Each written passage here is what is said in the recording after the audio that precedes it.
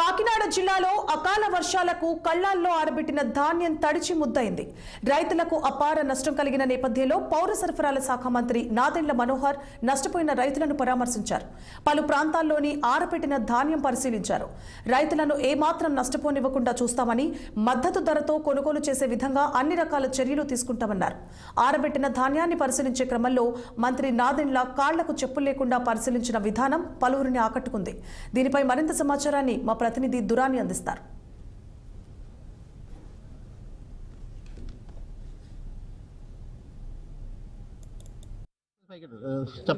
అపార నష్టం కలిగింది.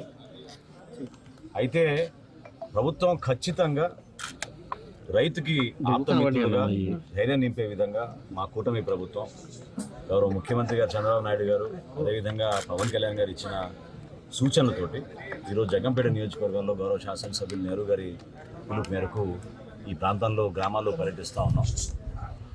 ఖచ్చితంగా ధాన్యం ఎవరైతే ఎండబెట్టడానికి కోసం, ఆరబెట్టడానికి కోసం నిలబెట్టుకున్నారో, ఈ వర్షాల వలన తడిసిన ధాన్యం ఖచ్చితంగా ప్రతి గింజ కొనే బాధ్యత ప్రభుత్వం తీసుకుంటుంది. ఇందులో మాత్రం ఎవరికి కూడా అపోహలు అవసరం లేదు. అదేవిధంగా నేను మాటిస్తున్నా, అందరికీ కూడా తక్కువ రేట్లకి హడావడిగా దళాలు వచ్చి మిమ్మల్ని మభ్యపెట్టి కొనుగోలు చేయడానికి చేస్తున్న ప్రక్రియను కూడా మీరు దయచేసి ఎంకరేజ్ చేయబాకండి. ప్రభుత్వం మీ దగ్గర కొనుగోలు చేస్తుంది. ఉదాహరణకి గత సంవత్సరం పోల్చుకుంటే ఇదే రబీలో గత సంవత్సరం ప్రభుత్వం కొనుగోలు చేసింది కేవలం 25,000 మెట్రిక్ టన్నులు మన జిల్లాలో, కాకినాడ జిల్లాలో. అదే మన కూటమి ప్రభుత్వం ఆల్రెడీ 59,000 మెట్రిక్ టన్నులు కొనుగోలు చేశాం. 95,000 మెట్రిక్ టన్నులు కొనుగోలు చేయడానికి మేము టార్గెట్ ఇచ్చాం. ప్రకృతి ప్రకోపానికి ప్రతిసారి రైతు బలవుతూనే ఉన్నాడు. ఎప్పుడు చూసినా సరే ప్రకృతి తాండవించినప్పుడు రైతు కళ్ళల్లో ఎప్పుడూ కన్నీళ్లే కనిపిస్తున్నాయి. ప్రస్తుతం అయితే కనుక మన కాకినాడ జిల్లా చూసుకుంటే అకాల వర్షాలకి కాకినాడ రూరల్ కానీ, జగ్గంపేట కానీ, పిఠాపురం పలు నియోజకవర్గాలలో రైతులు ఎవరైతే కళ్ళల్లో ధాన్యం ఆరబెట్టుకున్నారో వాళ్ళందరి ధాన్యం తడిసి ముద్దైపోవడంతో అపార నష్టానికి గురయ్యారు. ఉదాహరణ మనం చూసుకుంటే కనుక ప్రస్తుతం ఉన్న పొలాల్లో బాగా ధాన్యం పండింది, రైతుకి ఈ దఫా లాభం చేకూరే అవకాశం ఉంది అనుకున్న రైతులు సంతోషపడుతున్న వేళ తమ ధాన్యాన్ని కోత తర్వాత ధాన్యాన్ని ఇలా కళ్ళల్లో ఆరబెట్టుకునే ప్రక్రియ మొదలుపెట్టారు. చాలా మంది తార్పాలను వేసుకొని రోడ్ల పైన కానీ, తమ పొలాల చేరు పక్కన కానీ ఆరబెట్టే క్రమంలో ఇటీవల కురిసిన 2 రోజులకి కురిసిన భారీ వర్షాలకు మాత్రం ఈ ధాన్యం తడిసి ముద్దయిపోయినాయి. ఈ ధాన్యం చాలా చోట్ల చూసుకుంటే కనుక, అంటే గొల్లపురంలో కానీ, అలాగే జగ్గంపేట కాట్రావులపల్లిలో కానీ చూసుకుంటే కనుక తడిసిన ధాన్యం నుంచి మొలకలు కూడా వచ్చినాయి. ఈ పరిణామ క్రమంలో తాము ఏ విధంగా అమ్ముకోవాలన్న రైతులు కూడా దిగాలు చెందుతున్నారు.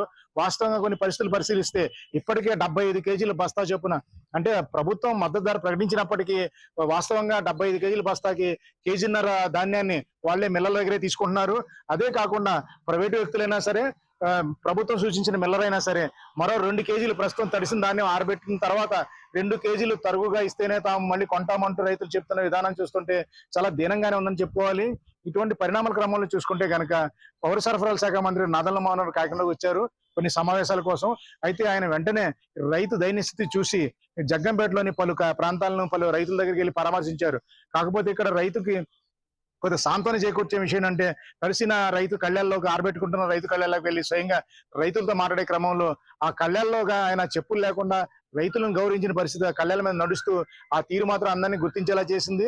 రైతు పట్ల గౌరవం పెంచే విధంగా మంత్రి నాదెండ్ల మనోహర్ ఆ కళ్ళల్లో నడ్డం మాత్రం చాలా గొప్ప విషయాన్ని చెప్పుకోవాలి. అయితే ఈ రోజు సాయంత్రానికల్లా తడిసిన ధాన్యాన్ని ప్రతి గింజను ప్రభుత్వం కొనుగోలు చేసే విధంగా చర్యలు తీసుకుంటామని మంత్రి నాదెండ్ల మనోహర్ చెప్తున్నప్పటికీ ఆ పరిస్థితి లేదని మాత్రం రైతులు చెప్తున్నారు.